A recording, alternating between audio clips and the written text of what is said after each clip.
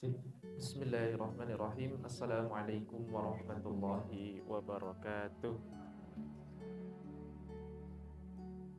Sehat Ibu?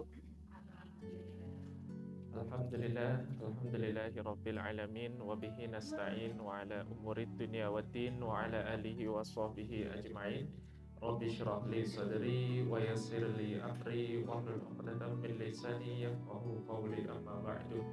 Alhamdulillah, bersyukur kepada Allah Subhanahu wa taala pada kesempatan di pagi hari ini. Alhamdulillah, Masya Allah. Cek cek. Walaupun tanggal merah, ini tanggal merah ya jemaah. Masya Allah. Tanggal merah atau malah tanggal merah semua. Masya Allah. Masya Allah, tabarakallah. Sebelumnya kami mengucapkan barakallahu fikum kepada ibu semuanya yang dirahmati oleh Allah Subhanahu wa taala.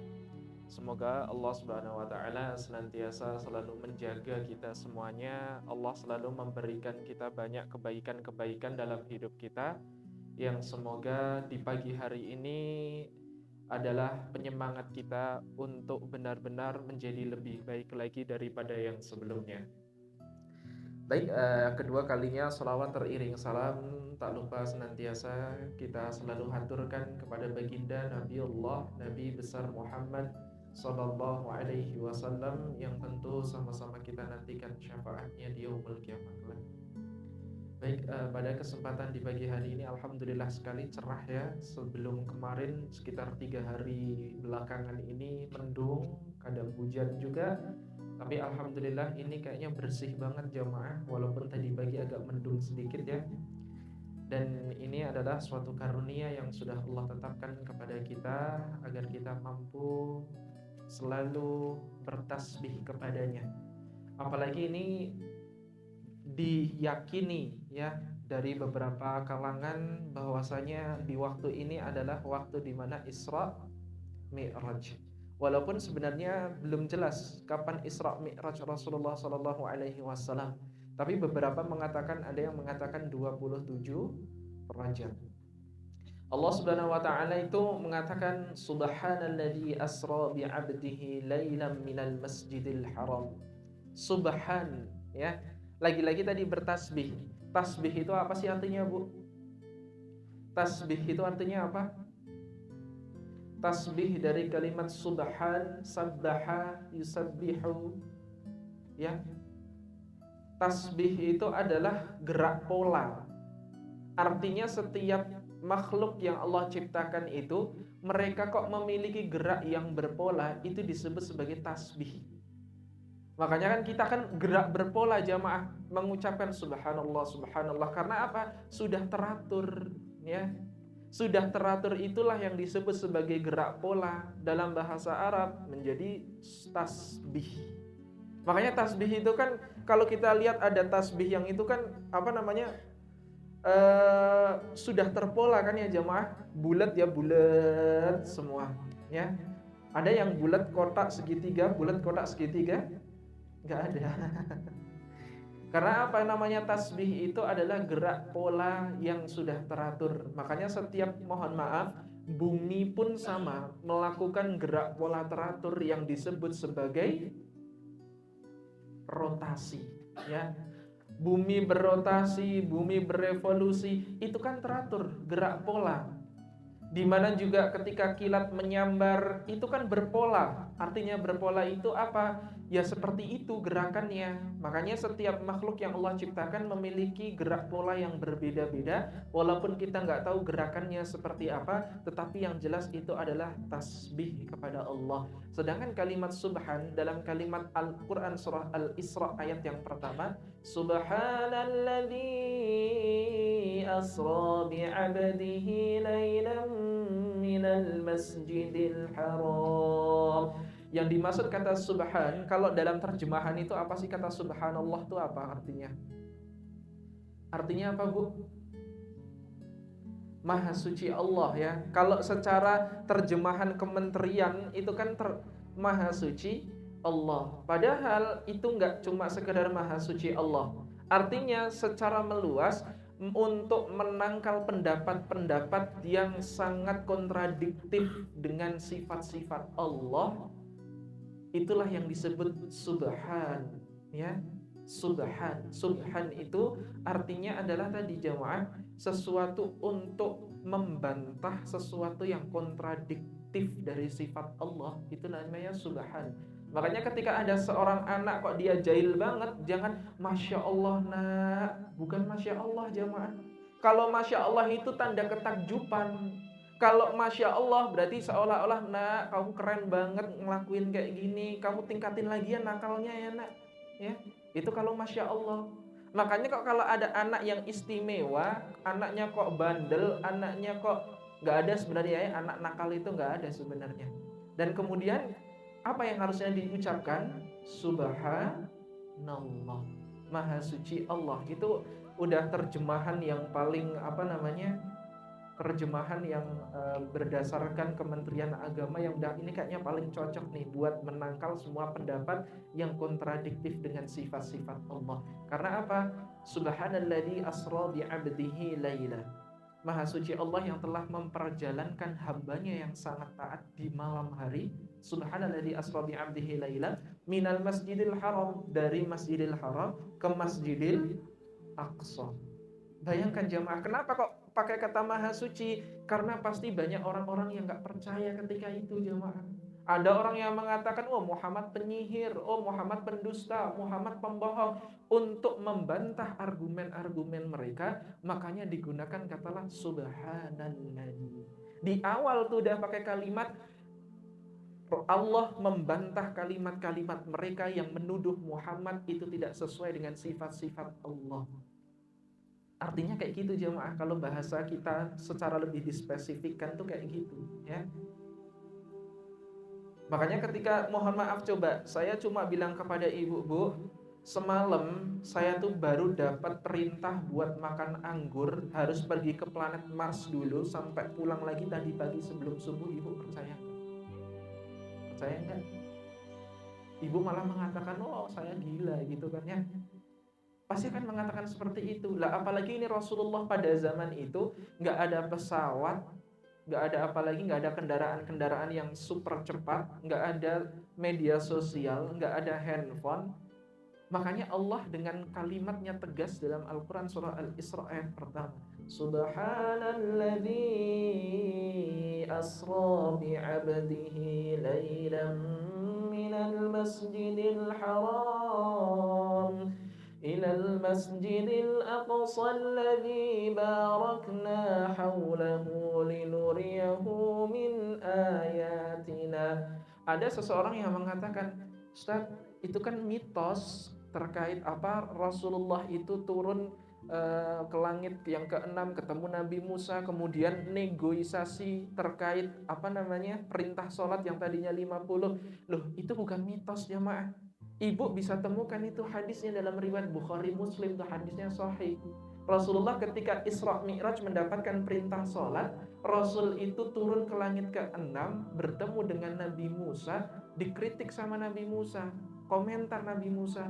Karena ciri khas Nabi Musa itu senang banget komentar sama suatu kejadian. Contohnya apa? Pas sama Khidir, tahu kisahnya? Kisah sama Khidir itu kan padahal diperintah sama Khidir, kamu kalau mau belajar sama aku, kalau aku melakukan sesuatu apapun, kamu jangan komentar sama sekali. Akhirnya apa jemaah? Setelah siap, udah oke, aku gak akan banyak komentar. Setelah ikut kepada Khidir, lihat ketika dia naik kapalnya seorang pelayan, ketika itu nelayan, mohon maaf bukan pelayan, kemudian dia singgahlah di suatu pulau. Kok tiba-tiba apa jemaah dirahmati oleh Allah, dihancurkan kapal itu sama Khidir. Akhirnya apa? Nabi Musa ketika itu komentar kepada Khidir, kamu ngapain? Ini zalim ini, kenapa kamu hancurkan kapal dari nelayan itu? Dah ya, kita perjalanan cukup sampai di sini aja. Kamu ikut sama aku cukup sampai di sini. Ketika itu Nabi Musa tersadar, oh iya ya, astagfirullah. Mohon maaf Khidir, aku tadi hilaf, aku nggak jadilah. Dah, aku apapun yang kamu lakukan, aku nggak akan banyak komentar lagi. Berjalan lagi Nabi Khidir dengan Nabiullah Musa alaihissalam. Seketika itu apa jemaah dirahmati oleh Allah? Ada seorang anak terus kemudian diapakan? dibunuh anak itu jemaah. Seketika Musa pun naik darah ketika itu emosi. Kamu ngapain bunuh anak yang nggak bersalah? Itu dosa itu. Kamu telah melanggar perintah Allah. Dah ya, kita cukup perjalanan kita cuma sampai di sini. Kamu udah nggak usah ikut sama aku lagi. Seketika, astagfirullahaladzim. Iya ya, Nabiullah Khidir. Aku mohon maaf. Aku tadi khilaf lagi. Terakhir Khidir, kalau aku sekali lagi masih kayak gitu, aku cukup untuk mengikutimu. Seketika itu, baiklah kalau gitu. Ikut perjalanan lagi seketika itu, jemaah yang dirahmati oleh Allah. Cek, puncaknya ketika apa? Puncaknya adalah ketika ada seseorang yang memiliki harta, ya, ada seorang apa namanya kakak beradik juga kan ya, dia merasa terzalimi. Lihat Nabi Khidir kemudian saya lupa melakukan sesuatu apa kepada anak itu, kemudian di apa namanya Musa pun komentar kembali. Ini menandakan bahwasanya Musa itu senang banget komentar gitu. Makanya ketika Nabi Muhammad SAW turun ke langit ke-6, dikomentari sama Nabi Musa ketika itu, kamu dapat perintah apa tadi? Oh, aku dapat perintah sholat, berapa rakaat, berapa waktu yang Allah berikan kepadamu? 50 waktu. Apa? 50 waktu? Umatku aja yang badannya besar-besar, badannya kekar-kekar, itu nggak mampu sholat 50 waktu dalam sehari. Lah kok umat kamu mau diberikan 50 waktu? Coba kamu naik lagi ke atas, minta nego sama Allah untuk diturunkan jumlah waktu sholatnya. Akhirnya apa? Diturunkanlah sampai 45, 40, 35, 30, 25, 20, 15, 10, sampai akhirnya pada yang kelima. Akhirnya apa? Muhammad SAW kembali kepada langit ke-6, kemudian ngobrol lagi sama Musa. Dah dapat berapa sekarang? 5. Minta nego lagi. Bayangkan udah 5 masih minta nego jamaah. Karena apa? Nabi Musa tahu. Coba sekarang buktinya apa? Udah dikasih 5 aja banyak yang meninggalkan, ya. Bayangkan 50 kali itu gimana jamaah?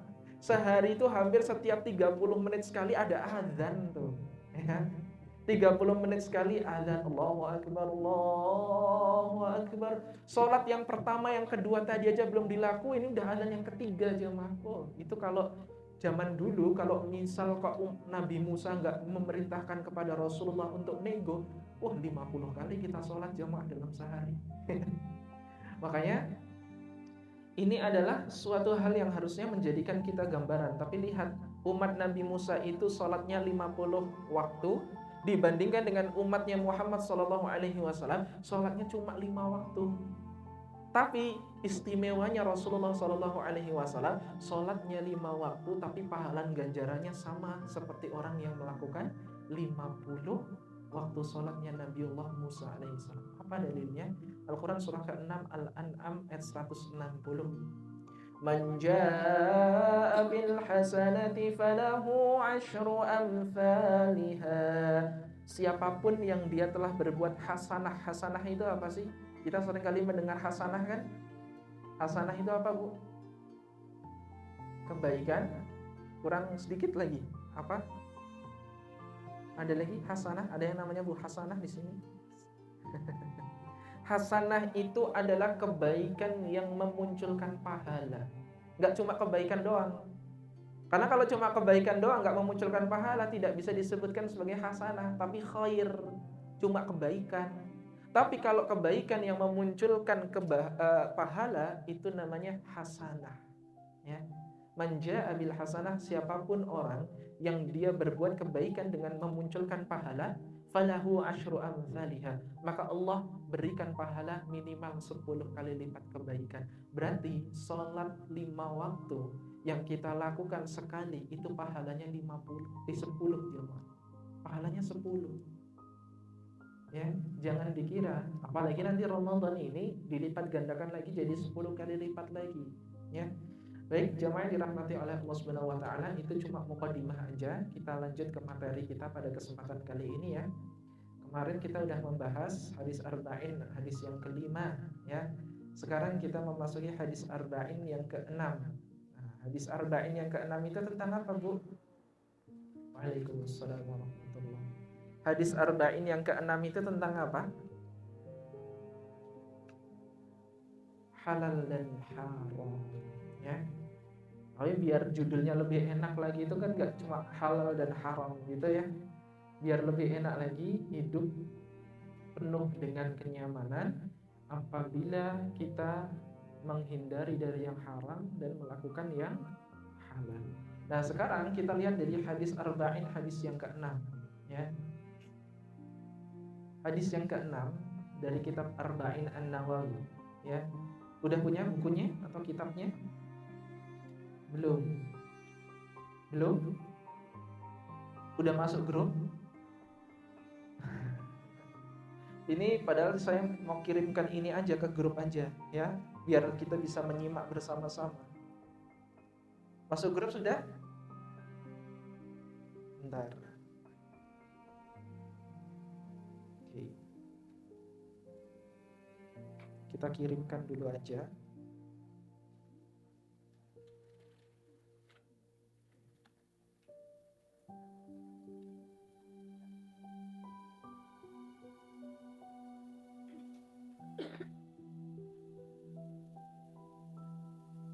Baik.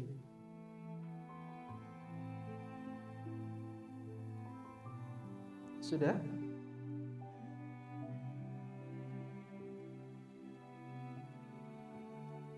Baik ya. Kita akan membahas terkait hadis Arba'in An-Nawawi, hadis yang ke-6 tentang bab halal dan haram ya. Dan apa yang ada di tengah-tengah antara haram dan halal tersebut. Kita bacakan hadisnya. An Abi Abdullah Nu'man bin Bashir radhiyallahu anhu maqal ya. Jadi sebelum kami bahas lebih dalam, kalau ibu melihat di situ ada kalimat anhuma ya. Anhuma itu menunjukkan adalah dua kan nanti kan dari kemarin kita selalu mendengar ada ada radhiyallahu anhu, ada radhiyallahu anhum, ada radhiyallahu anhuma. Apa yang membedakan antara radhiyallahu anhu, radhiyallahu anhum, radhiyallahu anhuma? Yang membedakan adalah kalau radhiyallahu anhu itu satu, kalau radhiyallahu anhuma itu berarti dua. Artinya apa jamaah? Artinya adalah kalau menggunakan kalimat radhiyallahu anhu berarti sahabat yang meriwayatkan hadis tersebut cuma satu orang yang masuk Islam jamaah. Cuma sahabat, contoh ya, contoh Umar bin Khattab radhiyallahu anhu. Karena apa? Yang masuk Islam baru Umarnya, Khattab bapaknya itu belum masuk Islam. Makanya radhiyallahu anhu. Tapi ketika di sini dikatakan ada An Abi Abdullah An-Nu'man bin Bashir, berarti namanya Nu'man. Nu'man itu bapaknya Abdullah, ya. Jadi Nu'man itu bapaknya Abdullah, tapi Nu'man itu anaknya siapa di situ? Bashir. Nu'man itu anaknya Bashir. Sehingga kenapa disebut radhiyallahu anhuma dua? Karena yang disebutkan berarti nggak cuma Nu'mannya yang Islam, tetapi Bashir ayahnya itu juga sudah masuk Islam. Faham? An Abdullah ya, An Abdullah An-Nu'man bin Bashir radhiyallahu anhuma qala, bahwasanya dua orang yang bersahabat kepada Nabi SAW, semoga Allah meridai beliau-beliau semuanya ya, yang bernama Nu'man dan Bashir. Karena Nu'man dan Bashir ini adalah golongan dari kaum Ansor jamaah. Kaum Ansor itu siapa? Kaum Ansor itu adalah suku Islam yang ada di Yathrib. Yathrib itu yang sekarang kota Madinah jamaah. Dulunya namanya Yathrib ya. Jadi ada kaum yang udah menempat di situ terlebih dahulu tapi dia masuk ke dalam Islam, nah namanya suku Ansor. Sedangkan suku Muhajirin itu siapa? Suku Muhajirin itu suku orang Islam yang berasal dari kota Mekah. Orang yang pertama kali masuk ke dalam Islam, as-sabiqunal awwaluna minal muhajirin wal ansar. Orang yang pertama kali masuk ke dalam surga kata Allah, dan Allah meridhai mereka semua, adalah suku Muhajirin dan Ansor, di mana mereka telah membersamai dakwah Rasulullah sallallahu alaihi wasallam. Hijrah dari kota Makkah menuju kota Madinah. Muhajirin dan kaum Ansor, ya. Makanya Nu'man anak yang pertama kali dilahirkan dari kaum Ansor dalam kondisi Islam, jamaah. Kan kalau sahabat yang lain itu kan masuk ke dalam Islam ketika sudah dewasa kan, ada yang masih kecil, ada yang remaja, ada juga yang sudah dewasa. Tapi Nu'man ini adalah sahabat Rasulullah dari kalangan Ansor yang pertama kali dilahirkan dalam kondisi udah Islam, jemaah. Paham maksud saya ya? Paham? Nu'man itu dilahirkan udah dalam kondisi Islam, ya.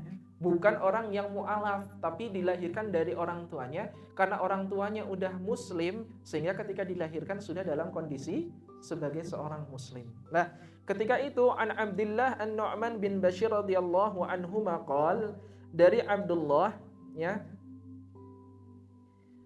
dari ayahnya Abdullah yaitu Nu'man anaknya Bashir, yang semoga Allah meridai mereka semuanya, sami'tu Rasulullah sallallahu alaihi wasallam yaqul, aku telah mendengar Rasulullah sallallahu alaihi wasallam pernah berkata, ya.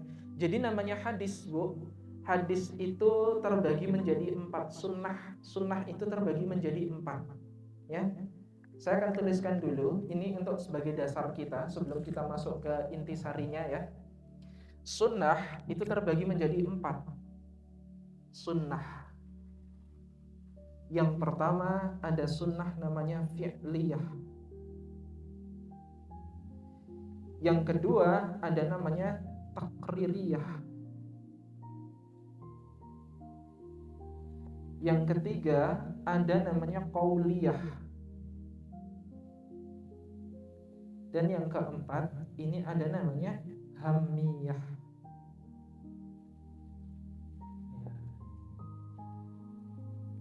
Fi'liyah itu apa, Bu? Fi'liyah itu adalah sunnah atau hadis Nabi Shallallahu Alaihi Wasallam yang dimana melihat dari bagaimana Rasulullah melakukan perbuatan. Itu namanya sunnah fi'liyah. Contoh sunnah fi'liyah itu apa? Sunnah fi'liyah itu yang intinya dimana Rasulullah itu nggak ngomong, nggak berbicara, tapi Rasulullah langsung mencontohkan, Bu. Contohnya apa? Ketika sholat. Sholat itu di mana posisi tangan? Bisa dua pendapatnya. Ada yang di dada, depan dada, ada juga yang di sejajar dengan telinga. Nah, ini adalah sunnah fi'liyah, di mana Nabi SAW itu tidak bersabda, nggak ngomong secara langsung, nggak ngasih tahu secara langsung, tapi ngasih contoh langsung. Mudeng jamaah? Paham? Baik, itu namanya fi'liyah. Kemudian yang kedua, ada sunnah takririyah. Sunnah takririyah itu apa? Sunnah yang Rasulullah nggak melakukan, ya. Rasul itu nggak melakukan. Yang melakukan itu para sahabat. Tapi Rasulullah membiarkan mereka, maksudnya mendiamkan mereka. Nggak bilang itu halal, nggak bilang itu haram, tapi membiarkan, yaudah silakan aja, boleh aja kok kalian ngelakuin itu. Nabi nggak komentar, jemaah. Lah itu yang disebut sunnah takririyah. Boleh dilakukan, itu sunnah takririyah. Karena apa? Rasulullah itu nggak ngelarang, jemaah. Contohnya apa? Khalid bin Walid itu pernah makan daging dop. Dop itu apa? Dop itu apa? Dop itu kayak semacam kadal gurun, jemaah. Coba nanti searching dop. Dop itu apa? Ya. Nah, Khalid bin Walid ketika itu, jemaah yang dirahmati oleh Allah, ketika di gurun ada kadal gurun, Rasulullah melihat itu, tapi Rasulullah tidak melarang Khalid bin Walid untuk memakan itu. Berarti itu diperbolehkan. Ya. Yang ketiga ada sunnah qauliyah. Sunnah qauliyah itu apa? Sunnah qauliyah itu di mana Rasulullah langsung yang mengucapkan, Rasulullah langsung ngomong, Rasulullah langsung berbicara. Itu namanya sunnah qauliyah. Contohnya banyak sekali, jamaah, ya. Contohnya banyak banget. Dan yang keempat ada sunnah hamiyah. Saya contohkan satu dulu lah yang qauliyah. Contohnya apa? Man kana yu'minu billahi wal yaumil akhir, barang siapa yang beriman kepada Allah dan hari akhir, falyakul khairan aw liyasmut, maka hendaknya dia berkata yang baik atau diam. Lah ini kan perkataan Rasulullah kan? Lah ini adalah termasuk sunnah qauliyah. Dan yang keempat, sunnah hamiyah. Hamiyah itu apa? Sunnah hamiyah itu adalah yang dicita-citakan sama Rasulullah, tapi Rasulullah ketika masih hidup itu dia belum pernah melakukan itu, tapi sudah wafat duluan jamaah. Paham maksud saya? Rasulullah punya cita-cita terhadap sesuatu, tapi belum sampai mencapai sesuatu itu, Rasul sudah wafat. Tahu? Itu namanya hamiyah. Contohnya apa? Puasa Tasu'ah. Puasa Tasu'ah itu puasa tanggal berapa, Bu? Tanggal berapa? 9 apa? 9 Muharram. Karena dulu kalau puasa di 10 Muharram, hari Asyura, itu orang Yahudi juga berpuasa. Orang Nasrani juga berpuasa. Makanya ketika itu Rasulullah SAW itu tanya sama orang Yahudi, kenapa kamu puasa di tanggal ini? Tanya juga sama orang Nasrani, kenapa kamu puasa di tanggal ini? Oh, mereka menjelaskan ini jemaah. Oh, karena kami juga memiliki keyakinan bahwasanya berpuasa itu sangat baik untuk kesehatan tubuh kami, dan orang-orang terdahulu sebelum kami pun mereka melakukan itu. Oh, gitu ya. Akhirnya apa jemaah dirahmati oleh Allah? Rasulullah itu dulunya asal muasal hukum puasa 10 Muharram atau biasa disebut puasa Asyura, itu dulu hukum aslinya wajib ya Pak. Sebelum muncul puasa Ramadan. Dulu belum ada puasa Ramadan. Menjadi sifatnya wajib dulu tuh puasa 10 Muharram tuh, atau biasa kita sebut puasa Asyura. Tetapi karena orang Yahudi juga melakukan, orang Nasrani juga melakukan, Rasulullah punya cita-cita, tahun depan kalau aku masih hidup, pastikan aku akan melakukan puasa Tasu'ah di tanggal 9-nya. Ya. Untuk apa? Membedakan antara dengan Yahudi dengan Nasrani ketika itu. Punya cita-cita kayak gitu, belum sampai terrealisasi cita-citanya, Rasulullah wafat ketika itu jemaah. Ya. Sehingga ini menunjukkan, ini namanya sunnah hamiyah, cita-cita Rasulullah tapi belum sampai tercapai, tapi apa? Direalisasikan oleh para sahabat-sahabatnya jemaah. Ya, paham? Nah, saya mau tanya, dalam konteks hadis yang tadi itu termasuk sunnah yang mana? Termasuk sunnah yang mana? Tadi fi'liyah apa? Fi'liyah itu apa? Sunnah apa? Perbuatan yang dicontohkan Rasulullah dan diriwayatkan langsung oleh para sahabat. Artinya sahabat tuh dia ngelihat Rasulullah melakukan sesuatu, ya. Kalau yang kedua itu tadi apa? Takririyah. Takririyah itu tadi apa? Ya, Rasul tidak melakukan, yang melakukan itu sahabat, tapi Rasulullah membiarkan. Maksudnya artinya diam, nggak melarang itu takririyah. Yang ketiga ada qauliyah. Qauliyah itu apa? Perkataan Nabi. Ini paling banyak ini jemaah. Dan yang keempat tadi apa? Hamiyah itu apa? Yang dicita-citakan Rasul tapi belum terrealisasikan oleh Rasulullah SAW. Nah, saya tanya kepada ibu, hadis ini termasuk golongan yang mana? Sunnah yang mana? Sunnah yang mana? Nah, saya ulangi. An Abi Abdullah An-Nu'man bin Bashir radhiyallahu anhu maqal, dari sahabat Nu'man bin Bashir berkata, sami'tu Rasulullah sallallahu alaihi wasallam. Kuncinya apa? Sami'tu Rasulullah sallallahu alaihi wasallam. Kami mendengar Rasulullah sallallahu alaihi wasallam berkata, berarti qauliyah. Paham ya? Paham maksud saya ya? Oke, ya. Kita langsung masuk ke intisari pembahasannya. Intisari dari pembahasannya,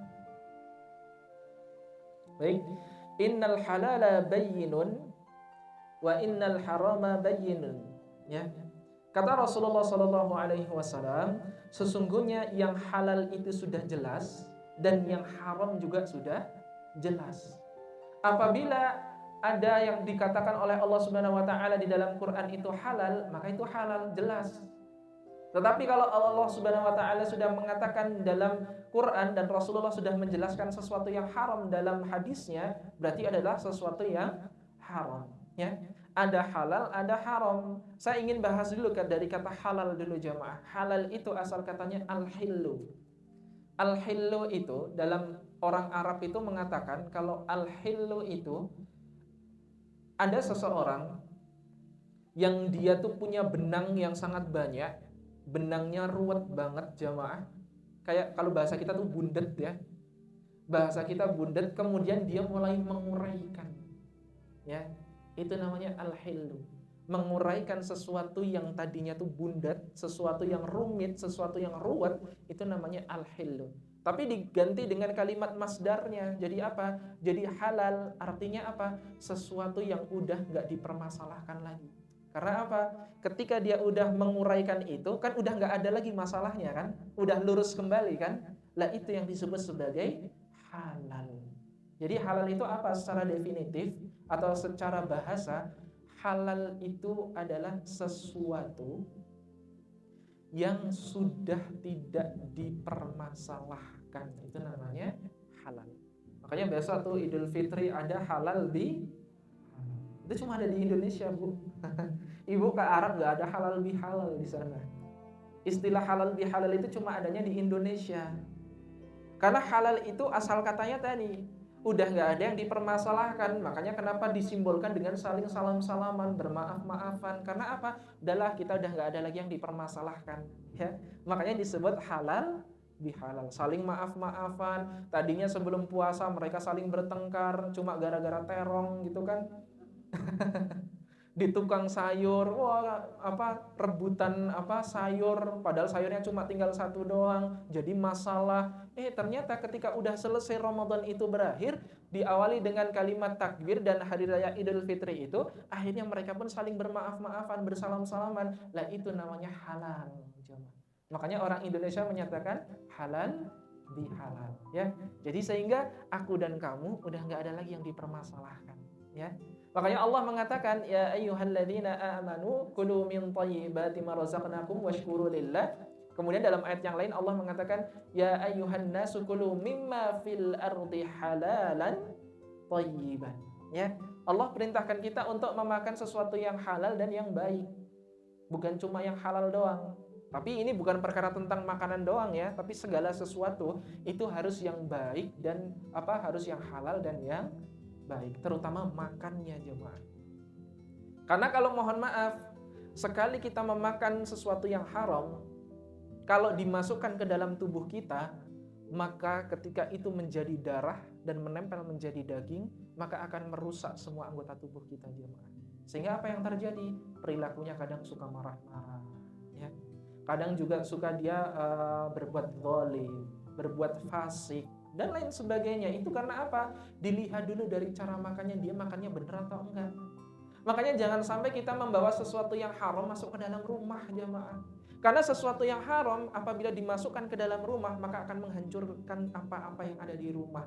Contohnya apa? Mohon maaf Bu, saya nggak menyinggung siapapun. Seseorang yang dia melakukan riba, mohon maaf, uangnya banyak sekali jamaah. Betul? Uangnya banyak, gajinya banyak, puluhan juta, ada yang 15 juta. Tapi lihat, uang itu nggak barokah, keluar terus jamaah. Ya, uangnya tuh keluar terus. Gajinya 20 juta, ternyata apa? Sakitnya tuh terus aja. Mobil baru dibenerin kemarin, kok rusak lagi. Itu mungkin peringatan dari Allah, ini adalah sesuatu yang nggak baik buat kamu. Ya, makanya mohon maaf Bu, saya nggak menyinggung siapapun ya. Sesuatu yang haram apabila dibawa masuk ke dalam rumah maka akan menghancurkan semua yang ada di rumah. Contohnya tadi, ini ada kisah nyata seorang pegawai bank jemaah. Dia itu sholat 5 waktunya taat sekali. Sholatnya 5 waktu ke masjid terus, nggak pernah nggak ke masjid. Puasanya dilakukan setiap waktu. Puasa Senin Kamis maksudnya, nggak pernah bolong. Sedekah setiap waktu, sedekah banyak sedekahnya. Zakat ditunaikan jemaah. Tetapi mohon maaf, ketika dia meninggal dunia, bahkan ketika sudah dimakamkan, orang beranggapan oh dia husnul khatimah, ya masya Allah, tabarakallah, amalannya luar biasa, dia sebagai seorang ahli ibadah. Ternyata baru dimakamkan 2 jam terjadi hujan yang sangat lebat.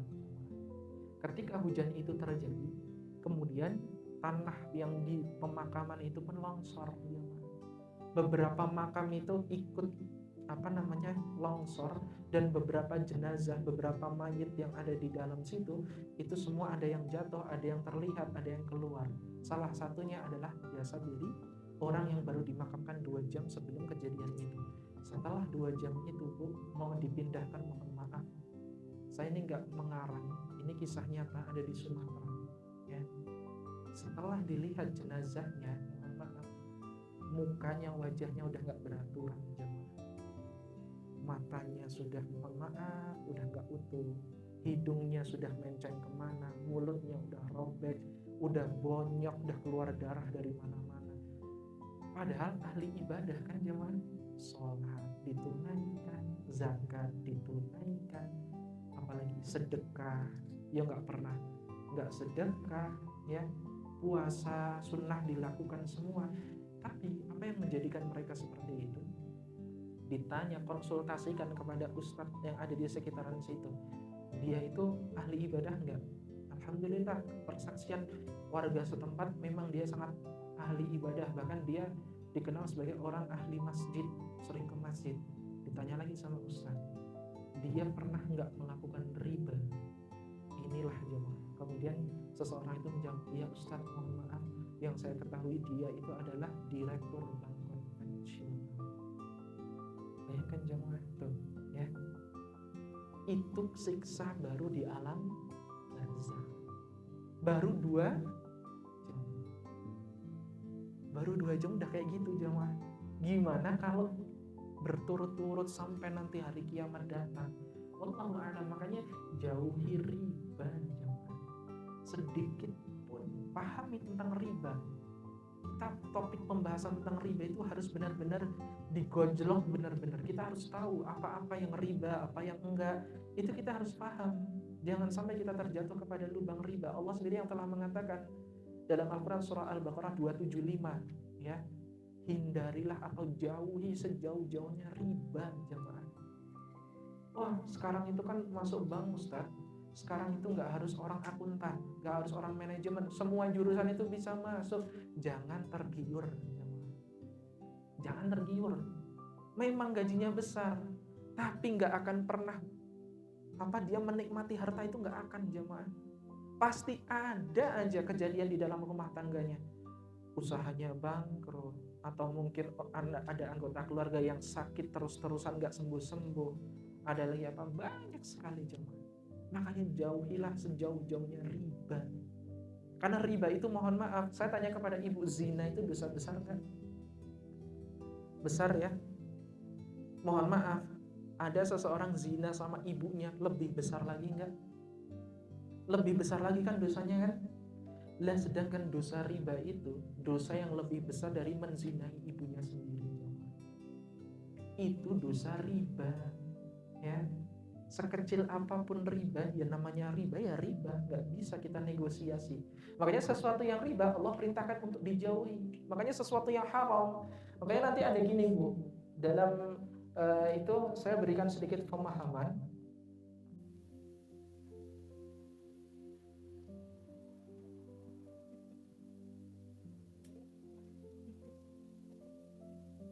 Al-halal dan yang satu al-haram. Ya, tadi ada halal, ada haram. Kita nggak terlalu banyak bahas teorinya, tapi kita langsung beri contoh-contohnya aja. Karena kalau kita terpaut dengan teori-teori aja, kita nggak paham-paham dia mah. Tapi kalau kita bahasnya pakai contoh, itu langsung paham. Ya. Nah, di tengah-tengah antara halal dan haram, nih dalam hadis dikatakan, dalam hadis Nabi SAW, masih hadis yang sama dikatakan jamaah, ya. Wa bainahuma umurum mushtabihatun la ya'lamuhunna katsirun minan nas. Dan di antara keduanya itu ada namanya mushtabihat, atau yang disebut mushtabih, atau kita biasa menyebutkan sebagai syubhat. Ya. Kita tuliskan aja di sini syubhat. Di antara kedua ini, antara halal dan haram, itu ada namanya syubhat. Syubhat itu apa? Nah, ini lihat. Nabi pernah mengatakan kayak gini jamaah. La ya'lamuhunna katsirum minan nas. Tidak banyak orang yang mengetahui tentang syubhat itu. Sekarang saya tanya kepada ibu. Syubhat itu apa sih, Bu? Syubhat itu apa? Samar-samar ada lagi. Nah, kan? Benar kan? Berarti kata Nabi, tidak banyak orang yang tahu tentang syubhat itu apa. Nah, syubhat itu adalah bagian kata Nabi dalam hadis ini di antara halal dan haram. Tetapi lihat, di kalangan para ulama mengatakan bahwasanya yang dinamakan syubhat itu adalah pembagiannya itu jamaah. Saya juga ini baru tahu, Masya Allah, suatu keilmuan yang sangat luar biasa buat kami. Nah, syubhat ini jamaah, tidak semua orang itu menganggap sesuatu syubhat. Karena syubhatnya menurut orang itu berbeda-beda. Mohon maaf, mungkin kita belum mengetahui sesuatu itu halal atau haram, ya. Berarti kalau kita nggak mengetahui itu halal atau haram, berarti dihukumi sebagai syubhat. Contoh, ya. Contoh, ibu belum tahu kalau misal ada uang yang jatuh di jalan itu halal atau haram, ya. Misal, saya berikan contoh aja, kan ini biar memantik pemahaman kita kan. Ibu ngelihat ada uang jatuh di jalan 100.000 nih, eman-eman gitu. Mungkin kalau 500 bodo amat gitu kan ya. Lah ini 100.000 kan lumayan buat belanja di hari ini gitu kan. Akhirnya apa jamaah dirahmati oleh Allah? Akhirnya dia menghukumi, ini halal atau haram ya. Berarti kalau dia belum tahu ini halal atau haram, berarti dihukumi sebagai syubhat. Tapi kalau syubhat itu nggak bisa dihukumi secara orang itu secara merata, nggak bisa. Mungkin sebagian orang mengatakan oh itu syubhat, tapi orang lain mengatakan oh itu haram, nggak boleh. Berarti menurut pandangan dia memang itu adalah haram karena dia sudah tahu ilmunya.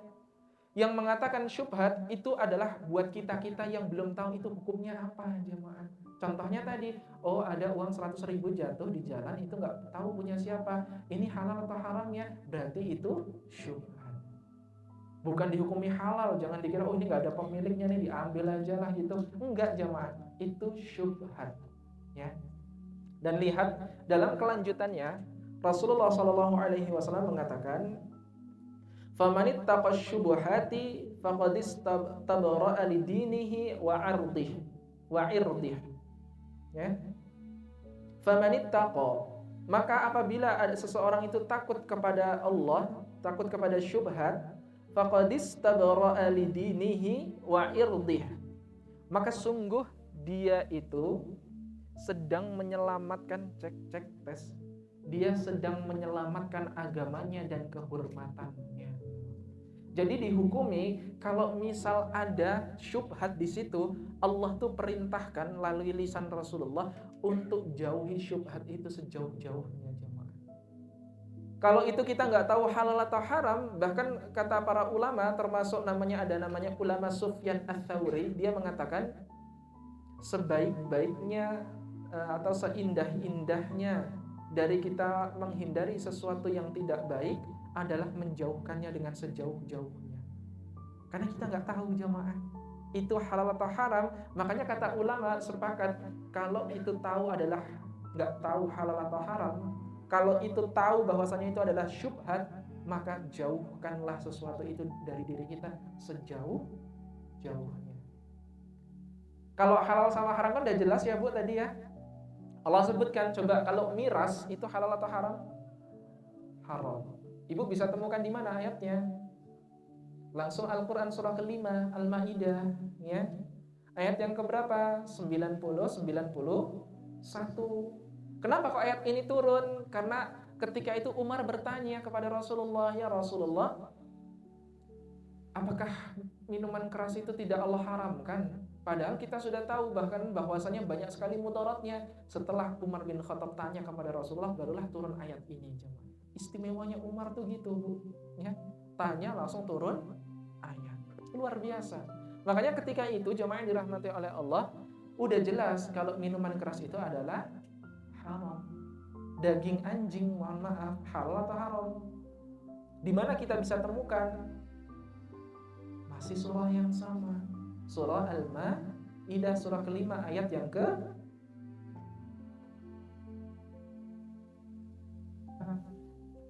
1, 2, atau 3? 123. Yang mana? Hurrimat alaihimul maitatu waddam wa lahmul khinzir. Itu ayat berapa, Bu? Hurrimat, diharamkan atasmu, ya. Hurrimat alaikumul maitatu waddam wa lahmul khinzir. Diharamkan atasmu untuk hurrimat alaikumul maitatu, memakan bangkai, enggak boleh, ya. Berarti bangkai itu hukumnya apa asalnya? Haram. Mau gimana pun ya tetap haram, karena Allah sendiri yang sudah mengatakan, kecuali memang nanti darurat di tengah gurun pasir nggak menemukan apapun, bahkan di situ aja diperbolehkan kok makan babi, jemaah. Tapi jangan karena diperbolehkan makan babi makanya sampai kenyang, jangan. Cuma diperintahkan makan itu tujuannya cuma untuk biar perut itu dia terisi sedikit, biar bisa ganjel gitu, ya. Jadi itu hukum nanti kalau darurat. Tapi kalau nggak darurat, hukum asalnya hurrimat alaikumul maitatu waddamu. Waddam, dam itu apa? Waddamu itu darah. Makan darah itu mohon maaf, daging. Darah, waddamu walahmu. Lahmu baru daging. Khinzir, daging babi. Dan keturunan-keturunannya seperti nanti ada yang najis-najis kayak anjing dan lain sebagainya. Allah sebutkan dalam melalui lisan Rasulullah SAW. Kemudian hewan-hewan yang bertaring, yang hidup di dua tempat, ya. Buaya halal atau haram? Halal atau haram? Kenapa kok haram? Hidup di dua. Berarti pertanyaan saya kepada ibu pernah makan kepiting? Berarti halal atau haram? Loh kan? Karena enak bilangnya halal gitu kan. Masya Allah. Makanya terkait bab ini jamaah, tentang halal haram syubhat, ini adalah topik pembahasan yang dibahas oleh di kalangan para ulama. Dan ini sepakat, ya. Di antara keduanya itu ada namanya syubhat. Dan Rasulullah mengatakan kalau kalian nggak tahu hukumnya itu haram atau halal, di antara keduanya itu yang disebut sebagai syubhat, maka para ulama sepakat menjauhi syubhatnya. Ya, saya tanya kepada ibu, halal atau haram? Hah? Ya berarti kalau ibu menghukumi itu sebagai syubhat, berarti lebih baik dijauhi. Sambil cari tahu itu halal atau haram kira-kira, ya. Kalau udah tahu oh itu halal ternyata, berarti ya nggak apa-apa, silakan dimakan. Tapi kalau itu tahu haram, maka tinggalkan, ya. Pertanyaannya, halal atau haram? Saya mantik kepada ibu dulu, halal atau haram, Bu?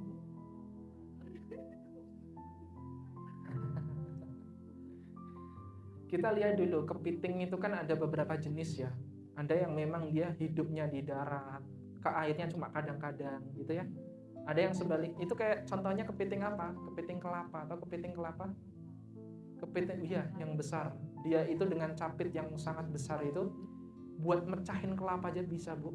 Berarti pertanyaan saya, kalau misal itu nyapit kita kayak gimana kira-kira?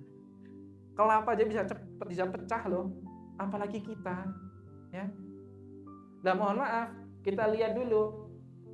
Kalau kepitingnya itu kok memang hidup asal di dasarnya itu adalah di darat, kemudian dia sewaktu-waktu ke airnya cuma sewaktu-waktu, itu dihukumi sebagai halal.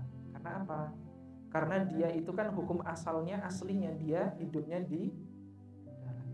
Begitupun sebaliknya, kalau dia kok kepiting itu kok seringnya di air, sedangkan di daratnya itu cuma kadang-kadang, berarti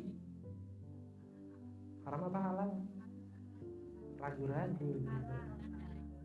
Tadi cuma dibalik doang loh jemaah. Apa hukumnya? Halal. Tapi ada juga kepiting yang dia hidupnya di darat, ya di laut, seimbang. Nah ini yang tidak diperbolehkan jemaah. Seperti contohnya apa? Enggak kepiting doang. Saya berikan jangan kepiting lah. Kepiting ibu kayaknya nanti padahal enak tapi jadi syubhat gini ya. Saya beri contoh aja, udah katak aja udahlah. Yang kita udah jijik gitu kan dari awal kan. katak itu kan karena dia punya alat pernafasan ganda dua, ya. Di darat bisa, di air juga bisa. Begitupun sama buaya pun sama, bisa kayak gitu kan, di darat bisa, di air juga bisa. Mohon maaf, anjing laut, ya, selain dia hidup di dua tempat, dia juga punya taring. Sedangkan hewan yang bertaring itu tidak boleh dimakan, ya, berdasarkan hadis kan begitu kan ya. Oleh sebab itu Bu, yang kami muliakan tadi, tapi kalau kita kok berkeyakinan kayaknya kepiting kok masih ragu-ragu ya halal atau haramnya, berarti dihukumi sebagai syubhat, ya. Syubhat, sedangkan syubhat kata Rasulullah SAW, lihat lagi dalam hadis. Ini hadisnya belum selesai Bu, ya. Waqa'a fi syubuhat waqa'a fil harami karra'i yar'a haulal hima, ya. Dan akan lebih baik lagi apabila seseorang tahu itu adalah sesuatu yang syubhat, maka jauhilah syubhatnya. Karena sesuatu yang tadinya hukum aslinya halal, tapi dia karena nggak tahu itu syubhat atau halal atau haram, maka ketika dia kok tetap melakukan itu, bisa jadi, boleh jadi itu bisa dihukumi sebagai haram, ya. Bisa dihukumi sebagai seperti itu Bu. Bahkan Rasulullah mencontohkan dalam hadis ini, kalau kalian punya ladang, punya lahan, kalian sebagai seorang penggembala, Rasulullah mencontohkan ini jemaah, kalau kalian punya kambing, jangan sampai kambingnya melewati zona merah. Contoh ya, ini misal kambingnya, contoh ya, kan nggak boleh gambar makhluk kan ya. Yaudah kita gambar yang kayak gini aja, ya. Kan nggak boleh kan gambar menyerupai kan. Nah contoh Bu, ini kita ada di sini, ya. Sedangkan di sini ada zona merah yang dimaksudkan hadis, ya. Tapi kita ketika punya kambing, ketika kita punya hewan peliharaan, ketika kita punya hewan ternak, sedangkan ladang kan kambing kamu itu di dekat zona merahnya. Karena boleh jadi apa? Ketika diletakkan di sini tanpa disadari, nanti ini dia makan ke sini-sini jemaah, ya. Nggak boleh seperti itu. Makanya ketika itu Rasulullah tuh memberi perumpamaan itu udah keren banget jemaah. Diperintahkan kambingnya itu jangan dimakannya di sini, tapi jauh-jauhlah dari zona merah itu tadi. Dijauhi zona merahnya, sehingga jauh dari zona merah itu dia makan di tempat yang sudah jelas, sudah halal itu jemaah, ya. Tanpa diawasi pun, dan ingat kambingnya juga diikat. Ini ada kisah yang sangat luar biasa Bu. Ada seseorang, dia itu pengen beli kambing, ya, dan kambingnya itu dia istiqomah, orang yang sangat syar'i sekali, yang punya kambing, punya peternak kambing itu, bahkan sampai ketika mau dikirimkan ke tempat orang yang beli, itu tuh sampai mulutnya itu tuh ditutupin jemaah. Karena apa? Takut ketika nanti di jalan bukan haknya kambing itu, tapi dia malah makan-makanin rumput, makan-makanin tumbuhan-tumbuhan yang dia lewati. Kan nggak sengaja ya, tiba-tiba ada pohon apa gitu, lampu merah gitu kan, mobilnya lampu merah, berhenti, kambingnya nongol-nongol keluar gini, ada rumput, atau tumbuhan yang besar, kemudian dia makan-makanin tumbuhan itu di situ, ya. Makanya itu keren banget jamaah.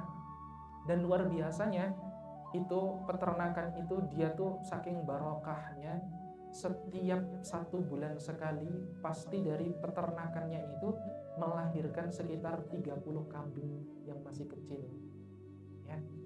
Jadi sebulan sekali, dulunya dia tuh cerita kambing itu dia dulu punyanya itu cuma 4, yang jantan 2, yang betina 2. Akhirnya apa? Ketika dikembangbiakan dengan hukum Islam sesuai dengan syariat, selama hampir 1 tahun, luar biasa, kambingnya udah sampai ratusan jemaah. Bahkan ketika itu dia bercerita kambingnya udah ratusan pun, akhirnya apa? Setiap kali ada orang yang beli kambingnya, pasti selalu mulutnya ditutup ketika udah dinaikkan ke dalam mobil itu jemaah, ya. Ketika udah dimasukkan ke mobil itu ditutup mulutnya. Tapi sebelum ditutup dia udah dikasih makan dulu.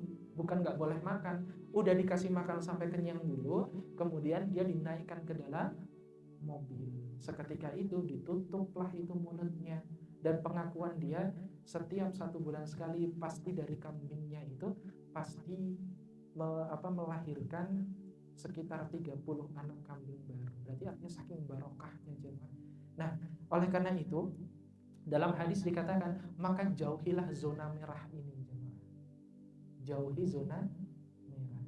Sedangkan dalam hadis juga dikatakan, ini saya lanjutkan aja, Allah Subhanahu wa ta'ala pun dia punya zona merah, punya garis merah. Itulah yang disebut sebagai ini jemaah, haram. Haram ini adalah sebagai zona merahnya, ya. Makanya ketika itu dia kok nggak tahu itu haram atau halal, itu bisa dikatakan syubhat, maka jauhilah zona merah ini jemaah. Jauhilah zona merah itu. Bahkan dalam kalimat terakhirnya Rasulullah mengatakan gini, Bu. Ya. Rasulullah Shallallahu alaihi wasallam mengatakan bahwasanya wa inna fil jasadi mudghah idza salahat salahal jasadu kulluh. Ya. Apabila sesuatu yang dimasukkan itu adalah sesuatu yang baik, sesuatu yang halal, maka sungguh dia itu pun seluruh darah dagingnya itu pun akan halal. Ya. Tapi lihat di akhirnya, wa idza fasadal jasadu kulluh ala wahiyal qalb. Tapi kalau dia makan yang haram, maka seluruh tubuhnya pun akan haram. Ya. Apa yang dimaksudkan segumpal daging itu tadi? Ala wahiyal qalb, yaitu hatinya jemaah. Ya. Sehingga ada halal, ada haram, ada syubhat. Kalau udah tahu syubhat berarti dijauhi. Karena setiap hukum syubhat itu, setiap orang itu kan pemahaman beda-beda kan.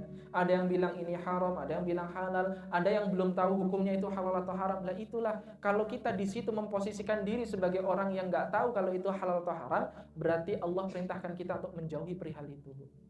Tadi dari kisah yang tadi, kita belum selesai tuh. Nemu uang di jalan, kita konsumsi sendiri, itu halal atau haram?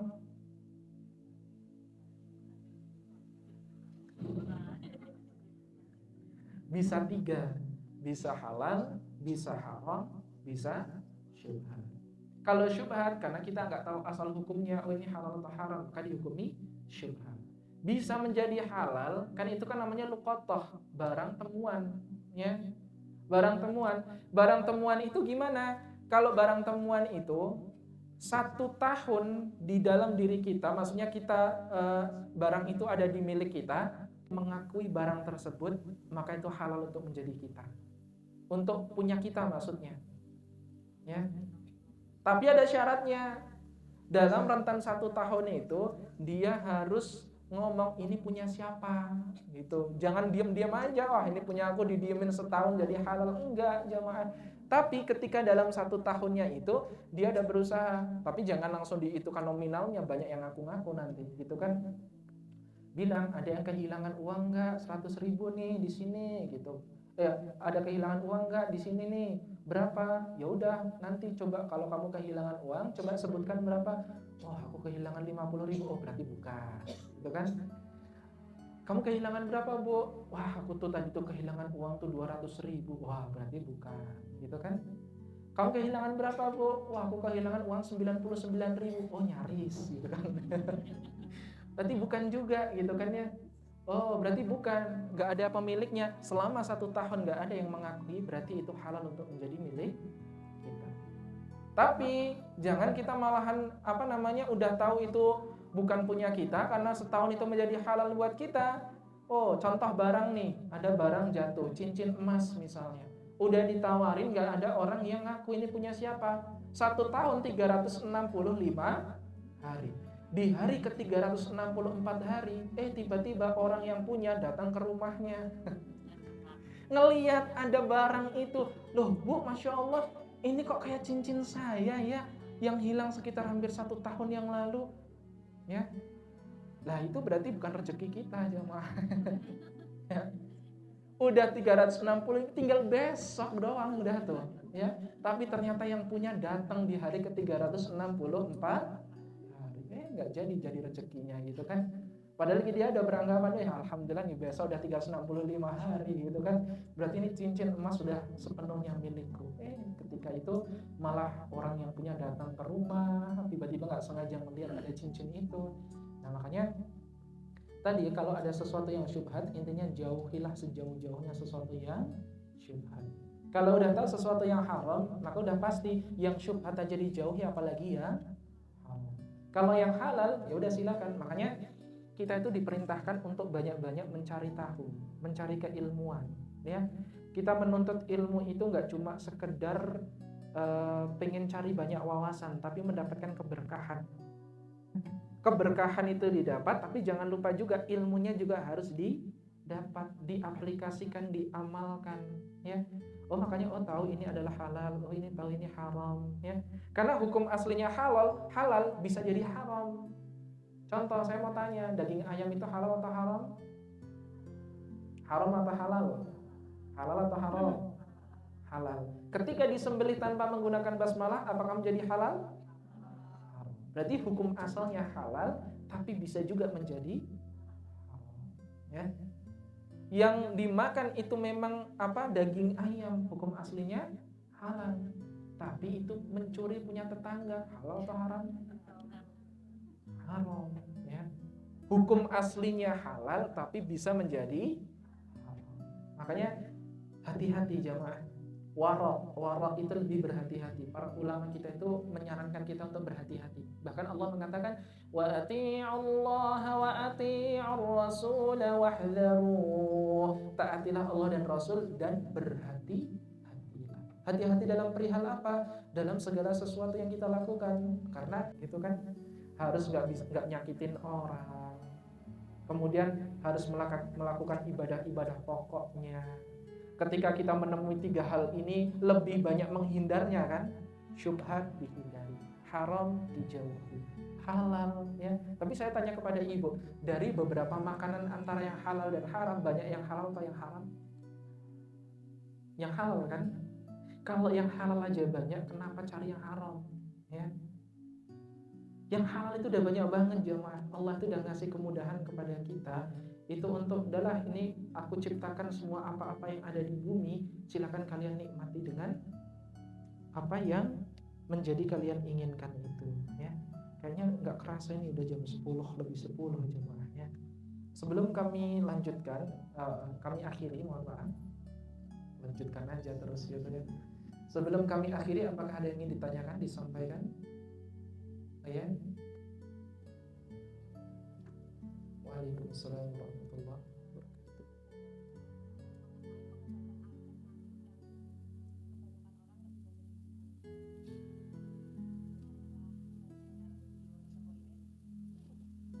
Ya, makanya belajarlah ruqyah secara syariat itu kayak gimana. Kita bisa kok ngeruqyah diri kita sendiri kayak gimana ya. Kalau kita kok kayak nggak bisa ngeruqyah sendiri, barulah kayak minta tolong siapa gitu ya, untuk minta tolong dong, didoakan, kami didoakan, didatangkan, didoakan, dan lain sebagainya, itu boleh. Tapi kalau ada syarat yang macam-macam nggak sesuai dengan syariat, berarti itu tinggalkan jauh-jauh, karena itu adalah syirik. Ya saya akan ruqyah ibu, tapi syaratnya gini bu, ibu nanti malam harus nyembelih ayam warna hitam. Hati-hati, ayam cemani. Itu adalah kesyirikan, kayak menumbalkan, nggak boleh seperti itu ya. Kita sesuaikan aja pakai tibun nabawi, pengobatan sesuai dengan Nabi. Apa aja? Totok punggung ya. Terus kemudian apa lagi? Ada bekam ya. Itu bekam tuh bu, itu luar biasa. Ibu yang belum pernah bekam, cobalah bekam ya. Tuh, orang yang mulutnya kayaknya pedes banget tuh minta dibekam tuh mulutnya. Kok kayaknya mau motong nyelekit banget, bu, sini bu, ngapain? Ini ada pengobatan Nabi loh, apa? Bekam, sini mulutnya gitu.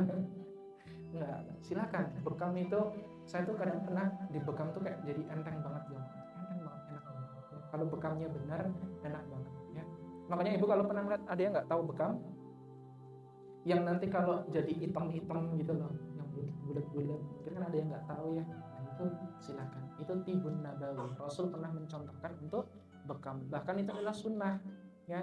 Bahkan ada tanggal-tanggal tertentu untuk kita paling baik banget buat bekam, karena di situ aliran darah itu udah kayak gumpal, udah kotor banget. Makanya dianjurkan ketika ini para ahli bekam yang mengatakan, ya bukan kata siapapun ya, ahli bekam mengatakan yang paling baik itu ketika di tanggal 13, 14, 15 Hijriyah. Artinya ketika sedang berpuasa ayyamul. Wallahu a'lam bishawab. Mohon maaf bila mana banyak sekali kekurangan dan kekhilafan dari kami. Mohon dimaafkan yang sebesar-besarnya. Akhirul kalam, Ibu, marilah kita tutup bersama-sama dengan berdoa kepada Allah. Doa yang sangat singkat tapi menyeluruh, yaitu doa sapu jagat. Allahumma shalli ala Muhammad wa ala ali Muhammad. Allahumma ighfir lana wa liwalidina warhamhum kama rabbayana shighara. Rabbana atina fid dunya hasanah wa fil akhirati hasanah wa qina adzabannar. Walhamdulillahirabbil alamin. Marilah kita tutup dengan doa kifaratul majlis. Subhanallahumma wa bihamdihi asyhadu an la ilaha illa anta astaghfiruka wa atubu ilaik. Wassalamualaikum warahmatullahi wabarakatuh.